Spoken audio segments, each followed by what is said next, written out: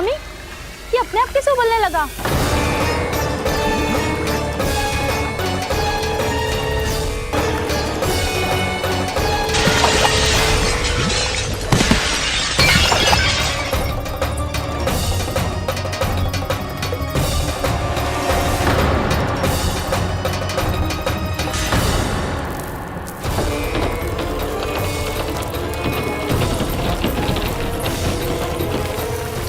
स्वामी, आप इस घर को महल बनाने का स्वप्न देख रहे थे, लेकिन ये खंडर बन गया।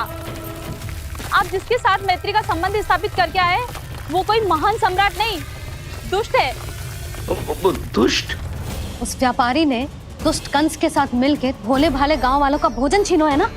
देखना उन दोनों के भोजन में कीड़े पड़ेंगे।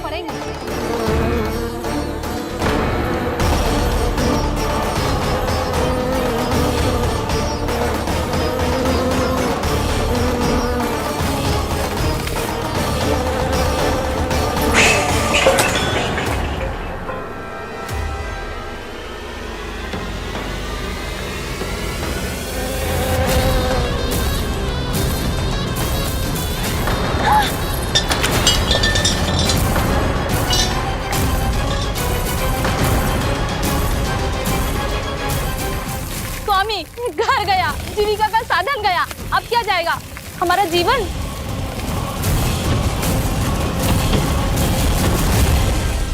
महाराज कंस का उपहार, आभूषण वाला संदूक। उन दोनों ने मिलकर तुम सबका दूध दही माखन सच्चा धन छीनने का प्रयास करो है ना। अब देखना उन दोनों का धन, उनके आभूषण सब लोहे के बन जाएंगे, कंकड़ पत्थर हो जाएंगे सब, कंकड़ पत्थर हो जाएंगे सब। ऐसा ही होगा मैया।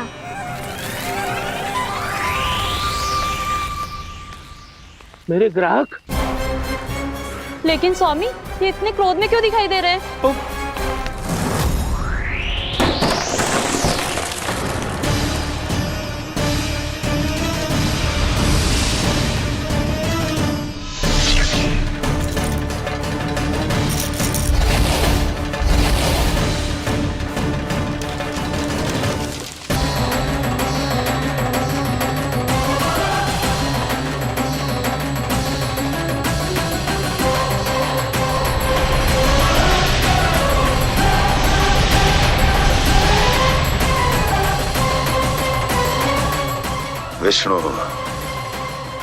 विष्णु ने किया है ये सब। कंस ने जो किया है उसका दंड वो अवश्य भोगेगा, उसका दंड वो अवश्य भोगेगा, दंड वो अवश्य भोगेगा। किसने कहा ये? किसने कहा ये? किसने कहा? मैंने पूछा किसने कहा ये? तुम जिसे ढूंढ रहे हो वो मैं हूँ, विष्णु अवतार। क्या चाहता है तू? तुम्हारे युद्ध मुझसे था कंस, और मेरे भोले भाले भक्तों को अपने जाल में फंसाकर तुमने सारी सीमाएं पार कर दी। अब जब तक तुम गोकुल के ग्वालों को अनुचित प्रकार के अत्याचार से मुक्त नहीं कर देते, तुम्हारा और अन्य सभी षड्यंत्रकारियों का सामर्थ्य, वैभव, बल सब कुछ नष्ट होता चली जाएगा, और तब तक अपने पूर्व रूप में वापस नहीं आएगा जब तक तुम उन निर्दोषों को जीवन यापन का अधिकार लौटा नहीं देते।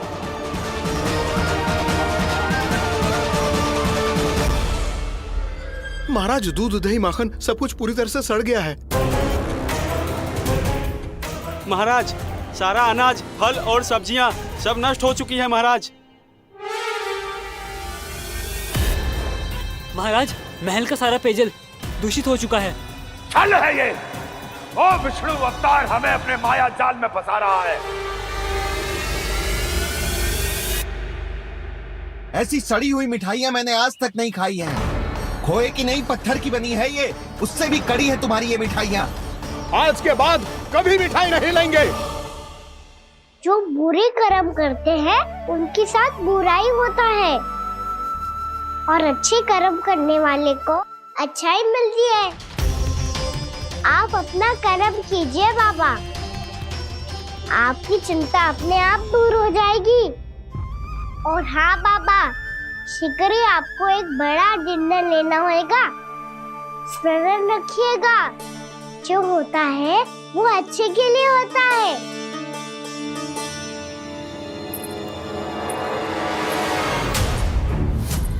बाबा मैया आ रही है, क्या करूं?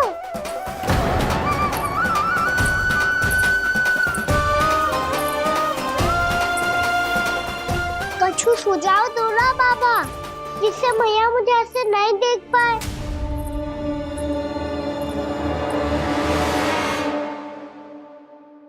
सुनो जी, आपने पुकार लगाई थी क्या?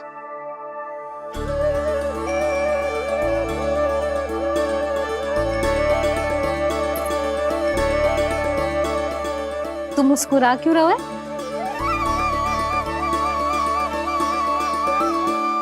और आप भी बदले बदले से दिख रहे हो। पूजा करके तनिक शांति मिली ना? शांति ही नहीं यशोदा, प्रभु नारायण ने मुझे समस्या को समाधान भी दे दिया। मैं बस अपना कर्म करूंगा। कल कंस से मिलने मथुरा जाऊंगा मैं। उस दुष्ट अत्याचारी से मिलने जाओगे आप? ना ना, मैं आपको उससे मिलने ना दूंगी। देखो ना आपने कैसे हमारे गांव वालों को फंसाओ है उसने। अवश्य ही आपको भी उसी उद्देश्य से बुला रहा है। आप मुस्कुरा रहे हैं प्रभु?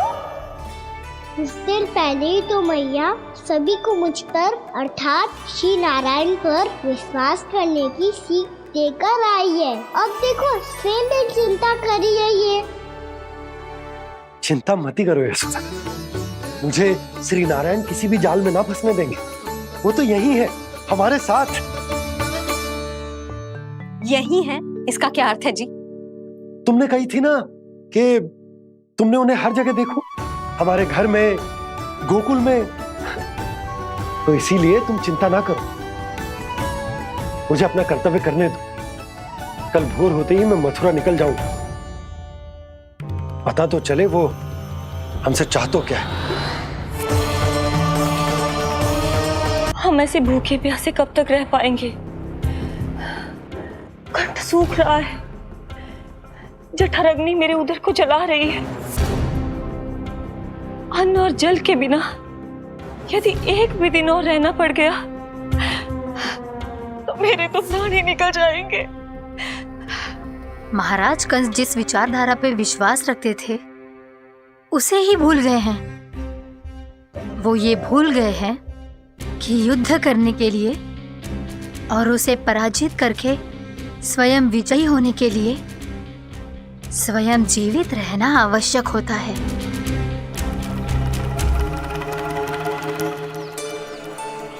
प्रभु ने जो दृश्य मुझे दिखाए, किस बात का संकेत थे वो?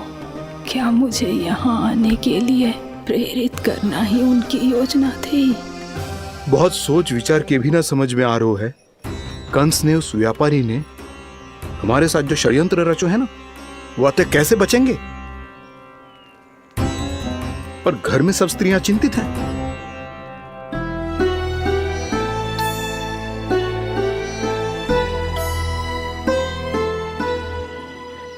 सुनो भाई सब लोग, नंदराज ने निर्णय लियो है कि वो इस बार कंस से मिलने अकेले ही जाने वाले हैं।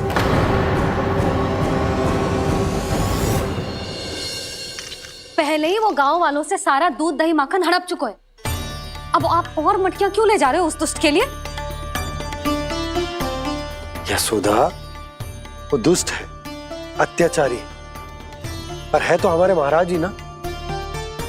वैसे खाली हाथ थोड़ी ना जा सकते।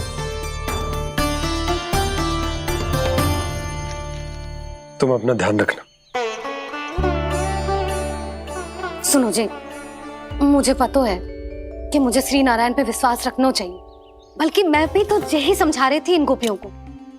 पर पता ना क्यों मुझे लग रहा है इसके पीछे उसका कुछ बहुत बड़ा षड्यंत्र है।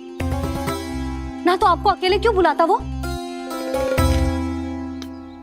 मैं जानता हूं यशोदा, उसने मुझे क्यों बुलाया है, पर मैं तुम्हें ना बता सकता। मैं ना चाहता हूं कि तुम चिंता करो।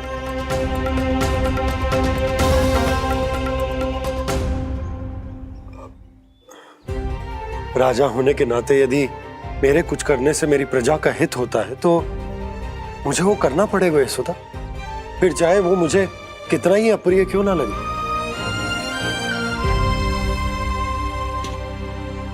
हे नारायण, मेरी दुविधा दूर करो। कुछ ऐसा करो कि इन्हें जाना ही ना पड़े उस दुष्ट के सामने।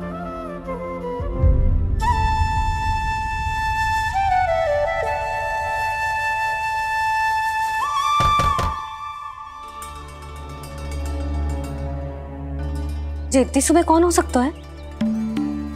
मैं देखता हूं।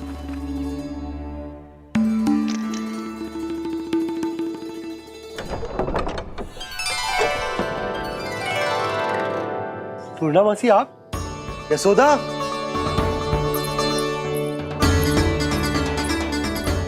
पूर्णा मौसी, इतने दिनों बाद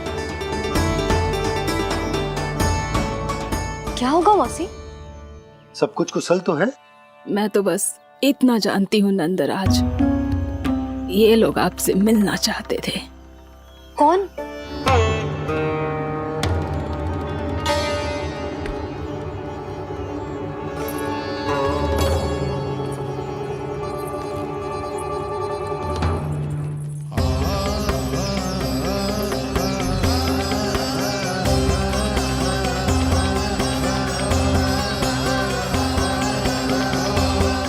इतनी सुबह आप सब यहाँ? क्या होगा?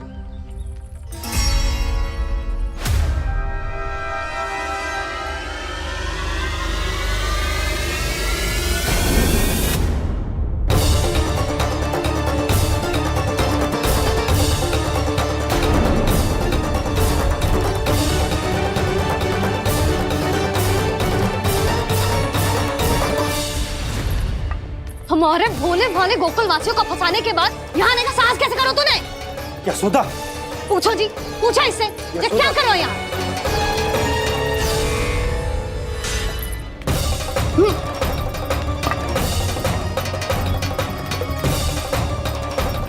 इनकी ये दशा आप सबने तो ना की? नहीं नहीं, इनमें इनका कोई दोष नहीं है। हमारा बस चलता तो इससे भी बुरी दशा करते। ये सब तो मेरी करनी का फल है नंदराज।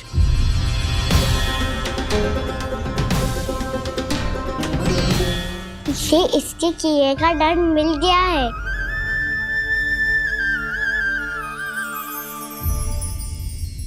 मुझे क्षमा कर दीजिए नंद महाराज, बहुत बड़ी भूल हो गई मुझसे। मैंने इन सब गांव वालों को फंसाने का षड्यंत्र महाराज कंस के कहने पे किया था।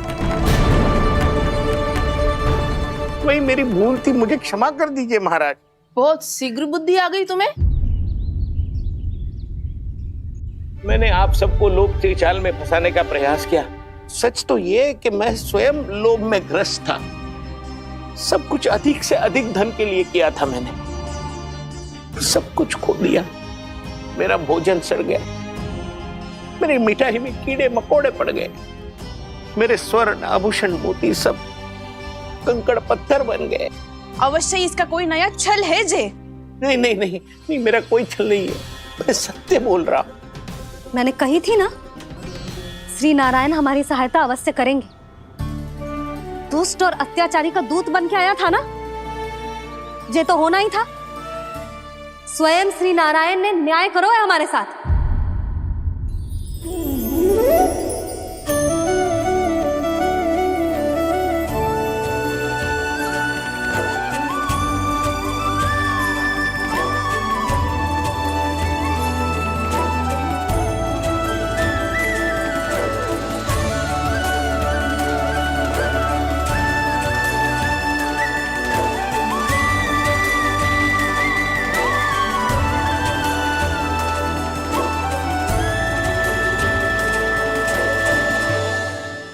आप बिल्कुल सही कह रही है। वैसे तो कर्मों का फल मरने के बाद मिल रहा है, लेकिन आपके श्री नारायण ने मुझे इसी जन्म मेरे कर्मों का फल दे दिया, कर्मों का दंड दे दिया। आपका बहुत बहुत धन्यवाद श्री नारायण, बहुत कृपा की हो आपने। पर इसका अर्थ ये ना है कि हम सबने आपको क्षमा कर दिया है। मैं यहाँ क्षमा के लिए नहीं आया हूँ नंदरानी। तो फिर किस लिए आए हैं? मैं तो इन भोले भाले गोप गोपियों को इनकी शपथ से मुक्त कराने आया हूं। पर इन सब ने वो शपथ अपनी इच्छा से ली थी, आप उसे कैसे मुक्त करा सकते हो? और एक शपथ दिलवाकर।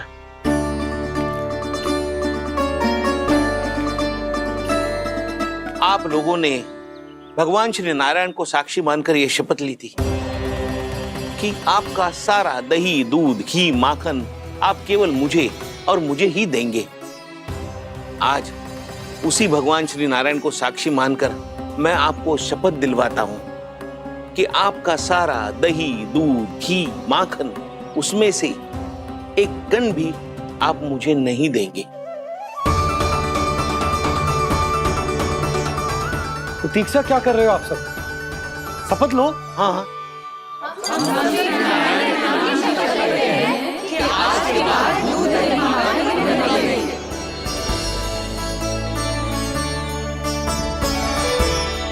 जशोदा जी, आपने सही कही थी। हम बस श्री नारायण पर विश्वास रखें तो सारे कार्य सज जाते हैं। मुझे आशा है कि व्यापारी जी की तरह आप सबको भी अपनी शिक्षा मिल गई होगी। हाँ नंदराज, अब हमें अपनी भूल से सीख मिल गई है। अब हम कभी भी किसी के लोभ के जल में ना फंसेंगे। जब यहाँ आभास हो जाए वहाँ भूल हुई है तो उसे मान के सीख लेनी चाहिए। हाँ हाँ, इस घटना से मुझे भी सीख मिल गई है। मैं भी जो शपथ लेती हूँ कि आज के बाद सारा का सारा दूध, दही, माखन इस पर सबसे पहला अधिकार गाय के बछड़ों पर ही होगा। सीख समझ सभी ने जैसे ही ली शपथ कि अब लोभ करेंगे ना हानि से भी अधिक मिला है, माखन बह रहा देखो कृष्ण लीला, देखो कृष्ण लीला।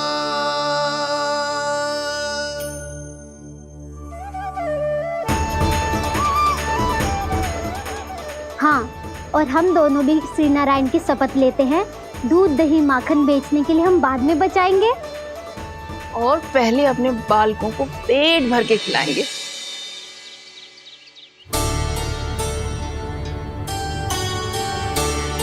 भैया, दादी, शीघ्र चलो। जो माखन प्रसाद की मटकी आप मंदिर से चढ़ा के लाई थी वो पूरी भर गई है और माखन निकल निकल के बह रहा है। इसीलिए बड़बोलो कहलाते है तू। फिर कहने लोगों कथा कहानी। भैया, अपने घर पे भी ऐसा ही हो रहा है।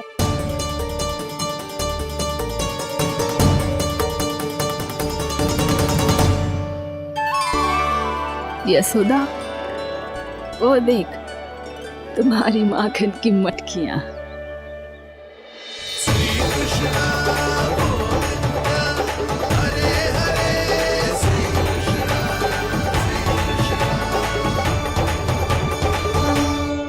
मैंने कहा था ना, आप सभी पर श्री नारायण की विशेष कृपा है। जैसे ही आप सबने अपनी भूल स्वीकार कर ली, भगवान ने आपके माखन की सारी हानि पूरी कर दी।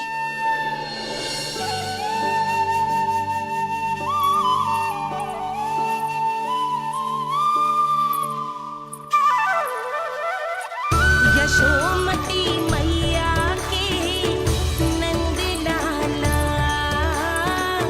यशोमती मैया के नंद लाला, यशोमती मैया के नंद लाला, यशोमती मैया के नंद लाला। मैया चलो ना।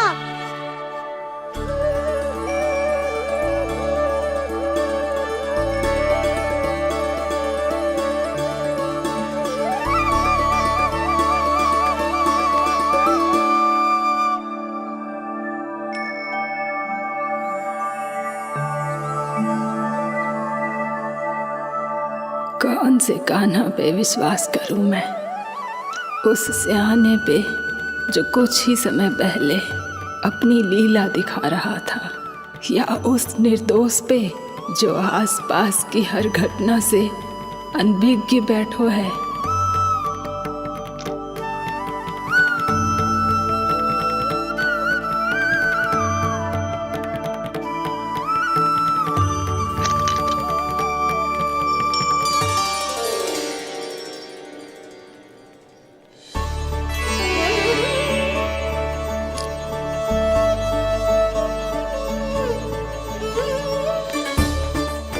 तो क्या इसका अर्थ ये है कि जब हम अच्छा कर्म करते हैं तो हमें पुण्य लाभ होता है, और जब हम बुरा कर्म करते हैं तो हमारी हानि होती है, हम पराजित हो जाते हैं।